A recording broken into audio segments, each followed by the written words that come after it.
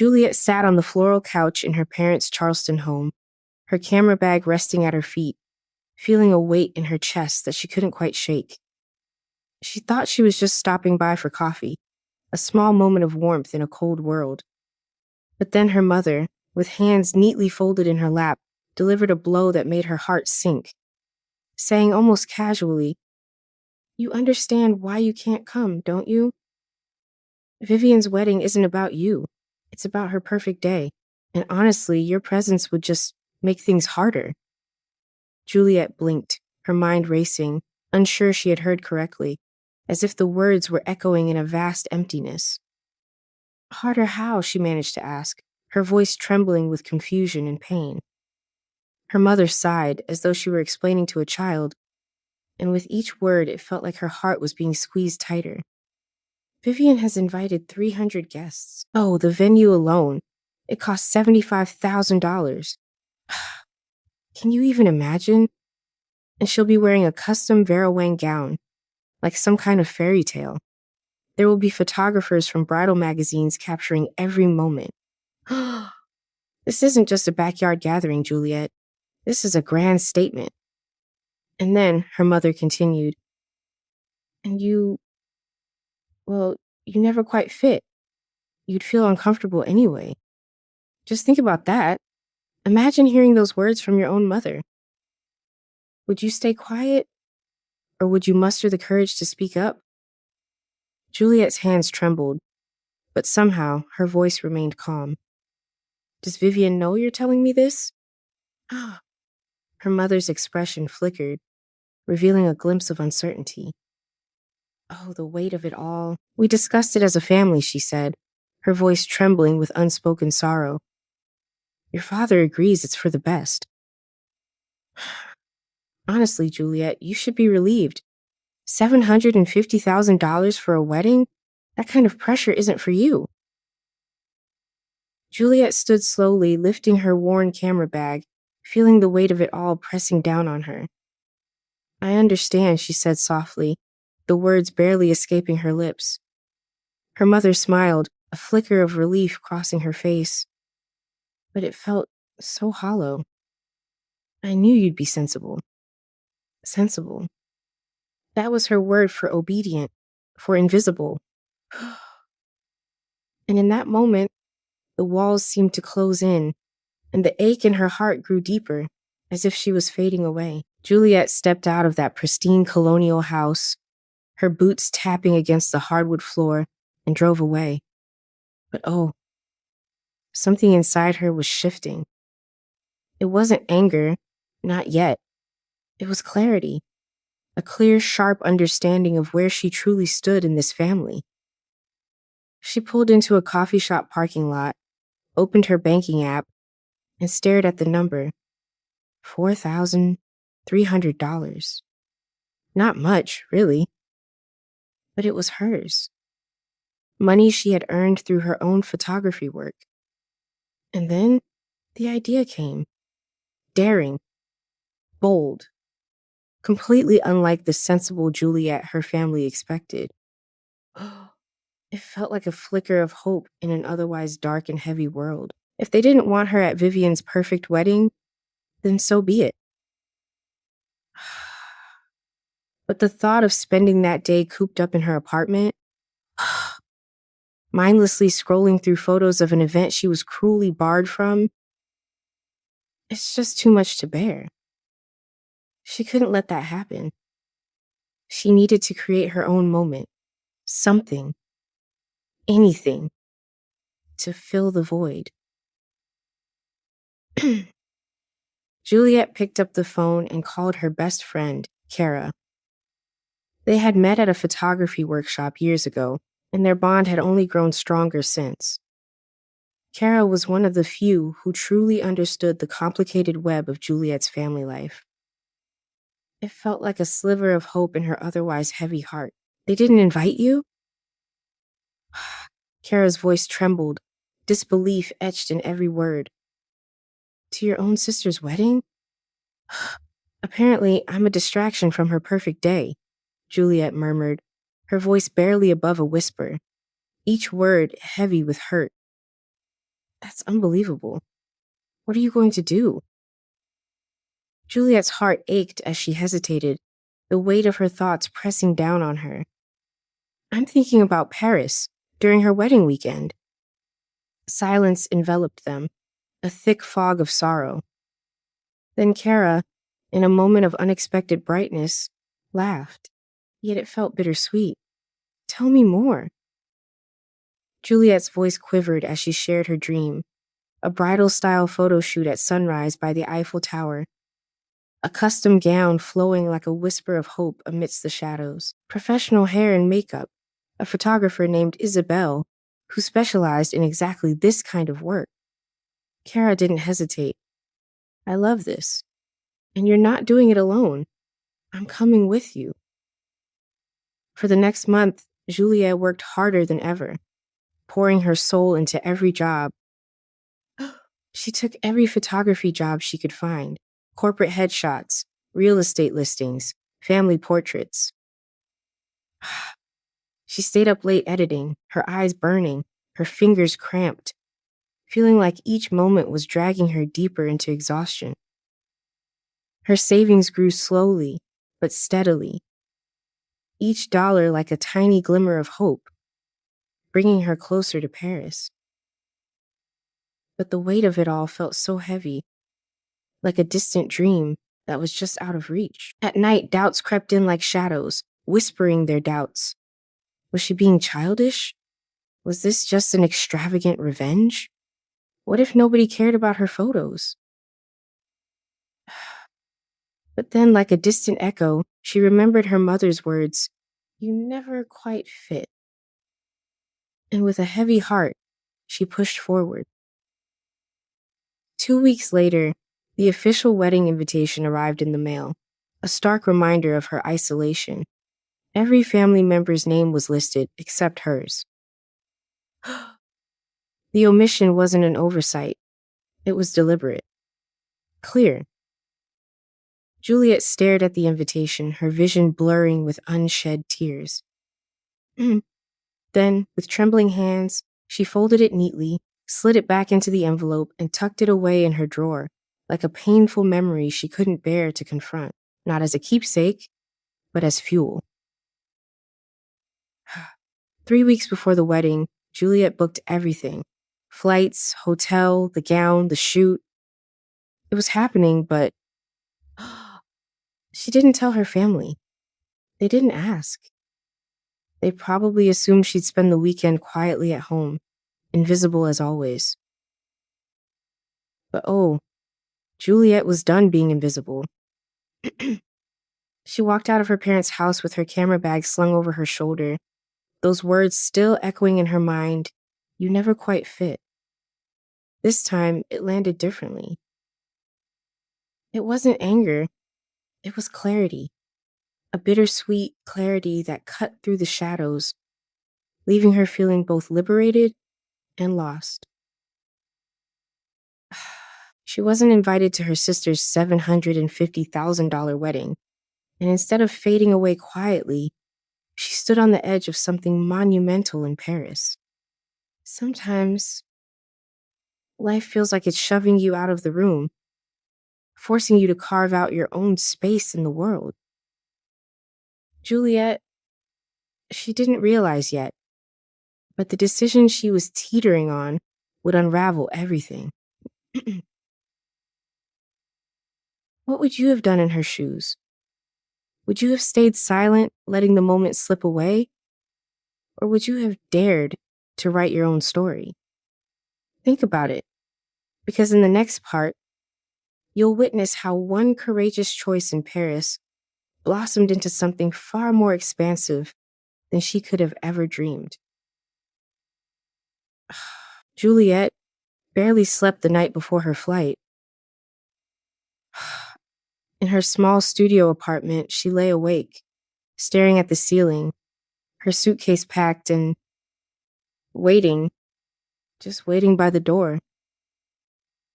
Each time she closed her eyes, she saw her mother's calm face, her sister's name written in gold on the invitation, while the empty space where her own name should have been pierced her heart.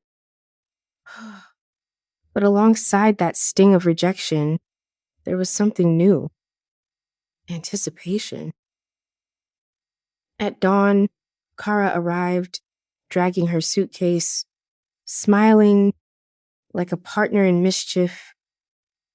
But oh, the weight of it all. It was all too much to bear. "Ready to change your life?" she asked, her voice echoing with a weight that felt almost unbearable. Juliet laughed nervously, but deep down there was a flicker of truth. Her friend was right.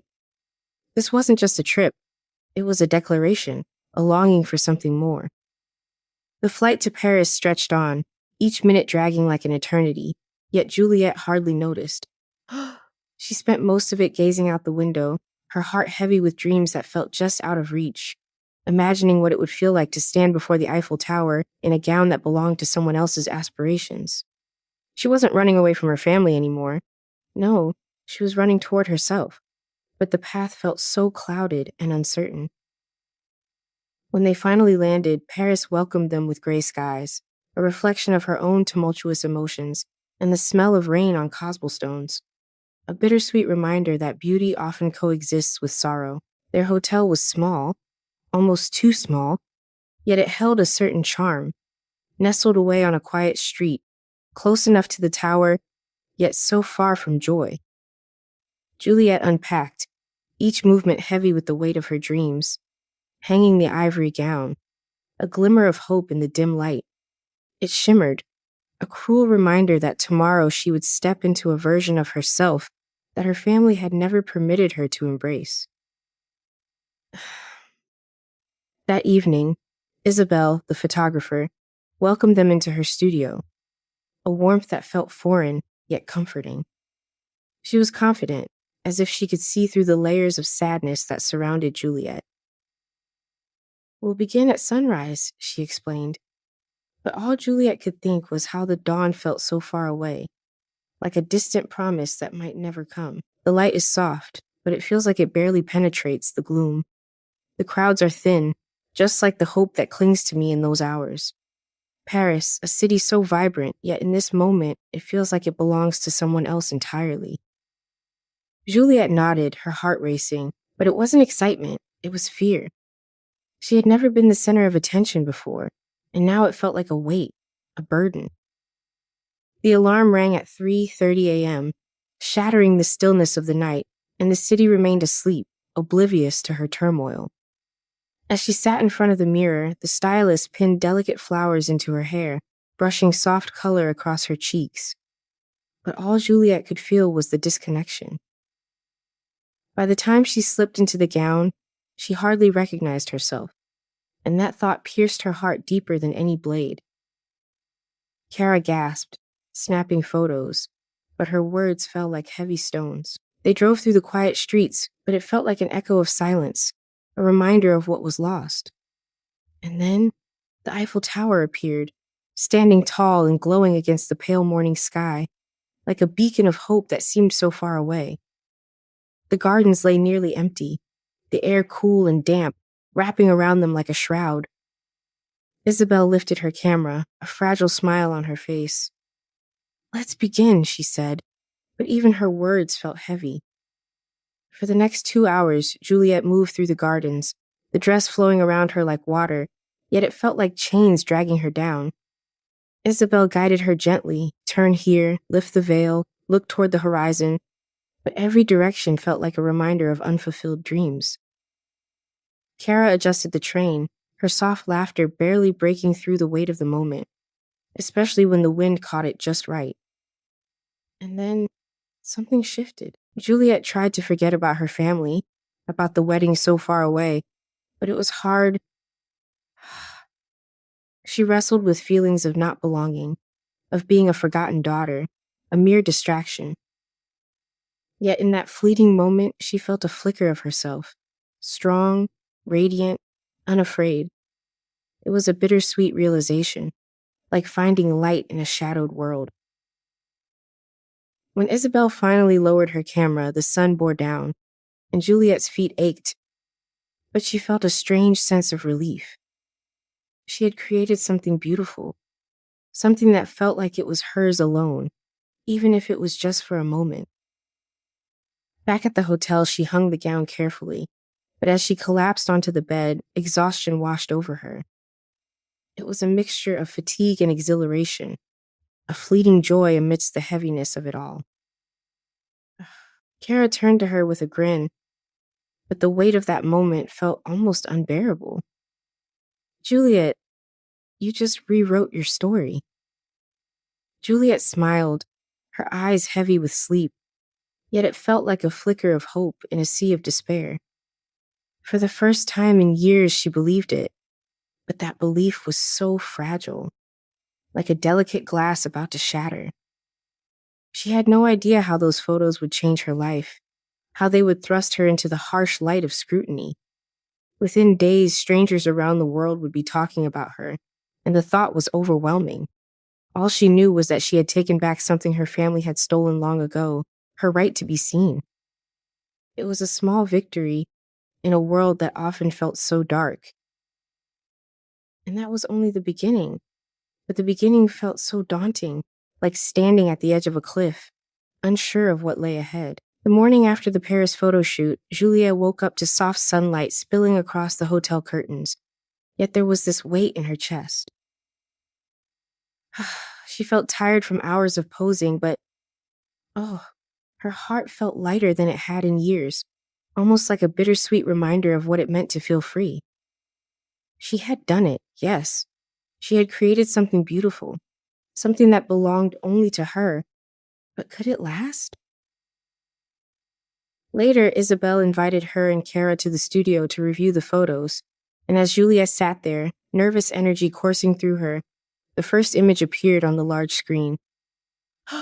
There she was, standing in profile, the Eiffel Tower rising behind her, the gown glowing in golden light.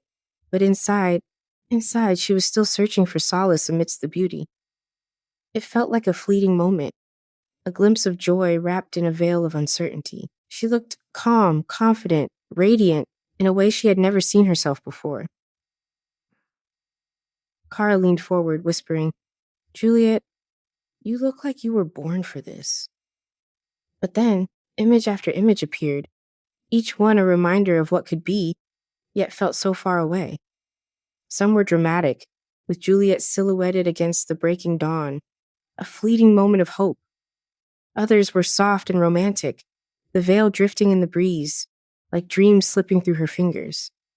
Each one felt like a piece of a story she had been waiting her whole life to tell, yet it all felt so distant. "These could be in magazines," Juliet murmured, her voice trembling with the weight of unrealized dreams. "They should be," Isabel said warmly, but the warmth felt like a cruel joke. You didn't just wear the dress, you wore the weight of longing. You became part of it. That night, back at the hotel, Juliet just stared at the edited images Isabel had sent. Her finger trembled above the post button on Instagram, like it was the weight of the world resting on her. She typed and deleted captions, lost in a sea of uncertainty, unsure how to frame her feelings. She didn't want to sound bitter, but the truth needed to break free. Finally, she wrote, no invite needed to shine brighter. A flicker of hope, perhaps? She hesitated, her heart racing, then pressed share. At first, nothing. She set her phone aside, trying to distract herself with dinner alongside Kara, but that only made the silence louder.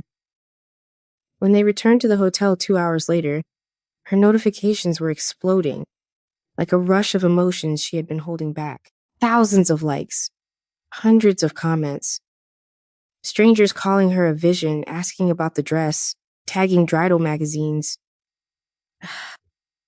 Kara's eyes widened in disbelief. Juliet, it's going viral. Juliet scrolled through the comments, her heart racing with a mixture of joy and fear. This is stunning. Paris goals. You look like a fairy tale princess. For the first time, she wasn't invisible. People saw her. But By the next morning, the post had been shared by wedding blogs and lifestyle pages. A bridal magazine reached out, asking to feature the shoot. A designer wanted to know who made the gown. And yet, amidst the excitement, a shadow loomed. Would this moment last? Would she ever feel this scene again? Juliet sat on the edge of the bed, her phone buzzing nonstop, each vibration echoing in the hollow space of her heart. Her mind was spinning, caught in a whirlwind of emotions. But amid the flood of praise that surrounded her, there was a crushing silence from the people who mattered most. No call from her parents. No comforting message from Vivian. Nothing. When she finally landed back in Charleston, that suffocating silence shattered. Her phone rang. It was her mother.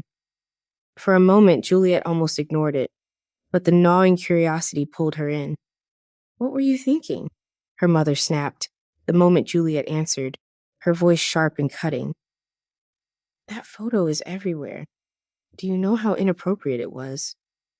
Juliet's voice came out calm, but inside she felt the storm brewing, the weight of her mother's disappointment pressing down on her chest. "I posted it 2 days after the wedding," she said, her voice trembling with a hint of sorrow. "But it doesn't matter when you posted it.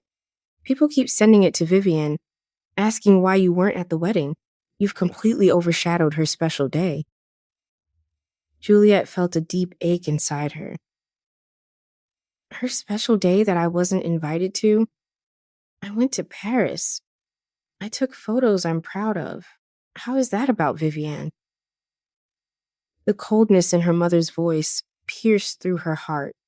"This is exactly why we didn't invite you. You always need attention. You've always been jealous of your sister." Juliet's hands shook, but she held on to her words, steady yet filled with the weight of unexpressed pain. "I've never been jealous. I've been dismissed. I've been treated as less. But I'm not jealous, and I'm done apologizing for existing." She hung up, leaving silence in her wake before her mother could respond. Minutes later, Vivian called. Her voice cut through the air, sharp and trembling with anger. "You ruined my wedding. Everyone is talking about your Paris photos instead of me." Juliet closed her eyes, feeling exhaustion wash over her like a tide. "I wasn't even in the same country as your wedding," she said quietly, as if the weight of her words could somehow lighten the burden. "You know what I mean," Vivian snapped, her voice laced with accusation. "You planned it to take attention away from me." Juliet's voice trembled with a quiet strength, yet the weight of her words felt like a heavy burden. "No, Vivian. I planned it because it was the only weekend I wasn't expected to just fade away. You wanted me out of sight, and you got your wish, but you don't have the right to dictate how I live my life." A painful silence hung between them, stretching into eternity. Then Vivian's voice cracked, breaking the stillness like glass. "I barely got any attention on my wedding photos. Everyone's talking about you." Juliet's heart sank, the ache deepening in her chest. For so long, she had been the one left behind, the forgotten sister, and now, for the first time, her sister stood in the spotlight. But instead of feeling victorious, Juliet only felt a deep, gnawing sadness. It was like the shadows were closing in again, and she didn't know how to escape. She felt something else, the weight of finally being seen, and oh, the cost that came with it. This was just the beginning, and it felt so heavy. Juliet's phone wouldn't stop buzzing, an incessant reminder of the chaos outside. By the time she returned from Paris, her single post had been shared across wedding blogs, lifestyle pages, even mainstream outlets. Strangers were calling her an inspiration, some even dubbing her the face of a new solo bridal trend.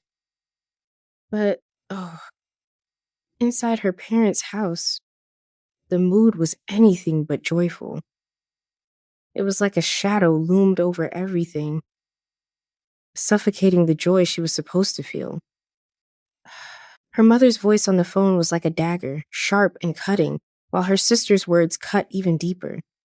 Yet outside that suffocating circle, Juliet found herself seen for the first time in a way that felt foreign and strange. For years, she had been the invisible daughter, the one who never quite fit, lost in the shadows of expectations. And now, suddenly, she was the one people were whispering about. But oh, the weight of that attention was too much to bear. Each time she refreshed her phone, the numbers just kept climbing. 10,000 likes, then 20, then 50. It felt like a tidal wave of recognition, and it was terrifying. A bridal magazine reached out for an interview, and a morning show producer wanted to feature her story. It was all too overwhelming, and she felt like she was drowning in a sea of emotion, struggling to keep her head above the water. Juliet sat at her kitchen table, her gaze fixed on the screen, caught in a whirlwind of emotions, torn between laughter and tears.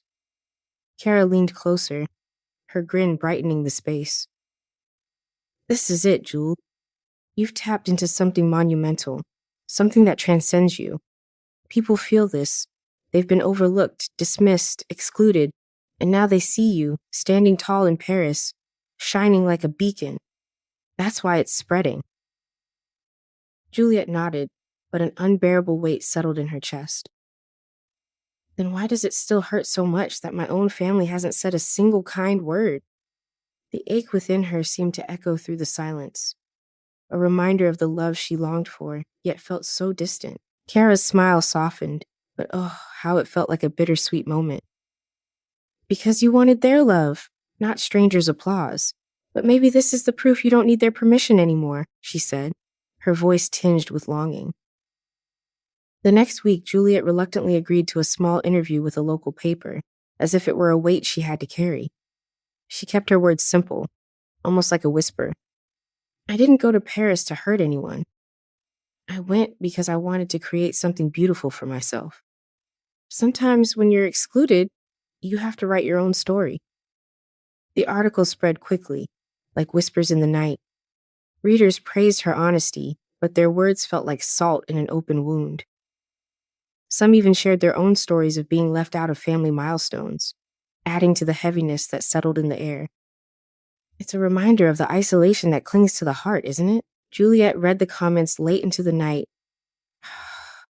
tears stinging her eyes like tiny daggers. For the first time, she felt less alone, but oh, the weight of it all.